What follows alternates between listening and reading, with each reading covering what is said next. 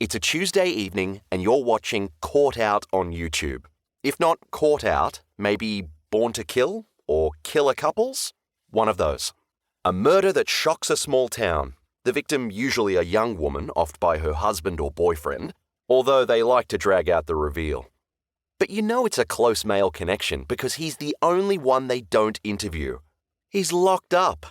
Meanwhile, you get plenty of screen time with the mouth-breathing parents, rednecks who look too stupid to have had a child in the first place, the victim's shock and awe girlfriends, all lip fillers and smoky eye, and fat cops faking tears and gasping, "Sorry," as if 30 years hadn't passed since they'd worked the case. Not much in the way of IQ or planning in these shows. Still, you're kind of hooked. Hooked on the CSI-type shows too. Finding a suspect's car in CCTV footage, spraying luminol to show blood spray patterns, connecting a gun to a crime from firing pin impressions and bullet lands and grooves, hair testing for poisons, cell tower pinging used to trace a phone.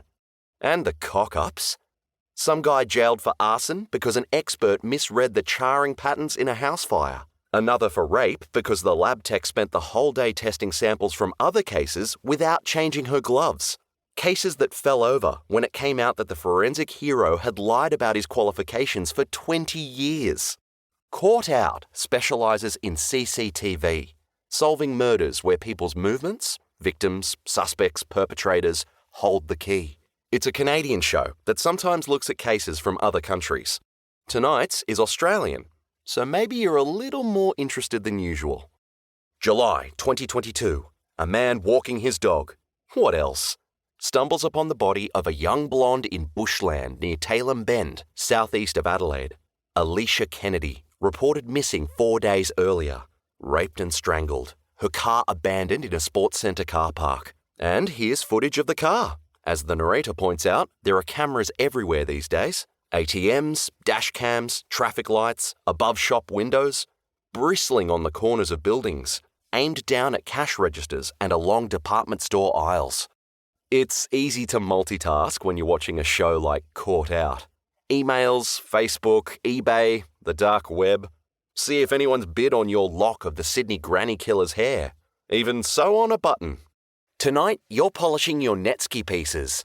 A boxwood rabbit, a cherrywood lunar hare, and an ivory wild boar.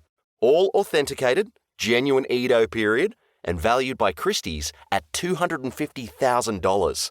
You look up. The big TV washes the sitting room with murky colours, but the voiceover narrating the standard banal reenactment is aiming for edgy tension.